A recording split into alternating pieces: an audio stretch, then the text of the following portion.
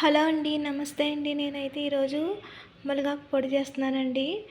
దాంట్లో కావాల్సినవి ఇవన్నీ. ముందుగా అయితే మునగాకు తీసుకున్నానండి, కడిగేసుకొని. అందులోకి కరివేపాకు కూడా తీసుకున్నాను, కప్పు.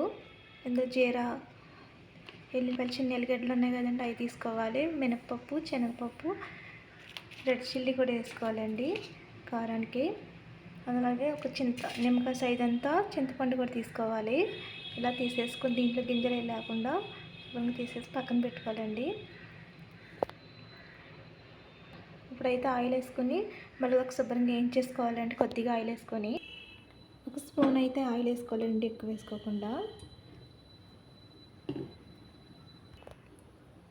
మునగాకు ఇందులో వేసేసుకోవాలండి. మునగాకు శుభ్రంగా కడిగేసుకోవాలండి 4 times.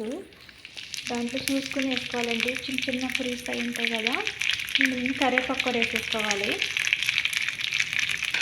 మంచిగా సిమ్లో పెట్టుకొని బాగా వేయించుకోవాలి.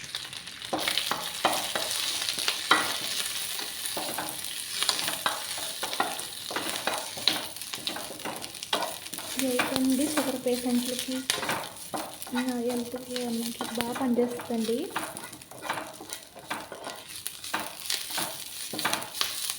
మునగాకు అయితే చాలా మంచిదండి హెల్త్ అది మనకి.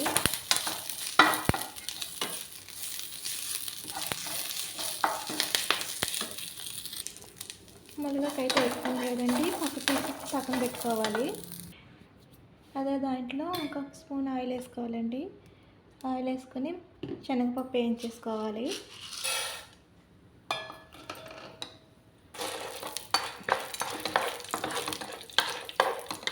బాగా దోరగా వేయాలండి, మంచి రంగు వచ్చి వరకొని. ఇందులో చింతపండు కూడా వేసేసుకోవాలండి. చింతపండు కూడా వేయించేసుకోవాలి బాగాను. శనగపప్పు వేసేసుకోవాలి.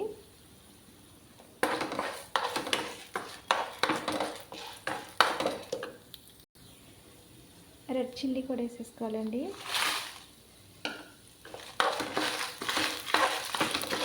అన్నీ కలిసేలా మంచిగా వేయించుకోవాలి ఇవన్నీ.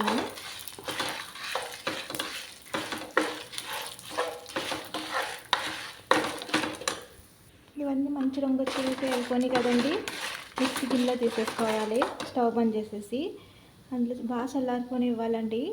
దీన్ని చల్లారిపోయి చేసుకోవాలి, మిక్సీ ఏది ఖరాబ్ అయిపోతే. ఇందులో రుచి సరిపోయిన సాల్ట్ కూడా వేసేసుకోవాలండి.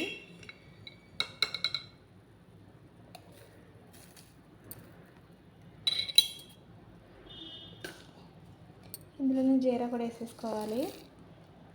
మిక్సీ పట్టేసుకోవాలి ఇవి మంచిగాను.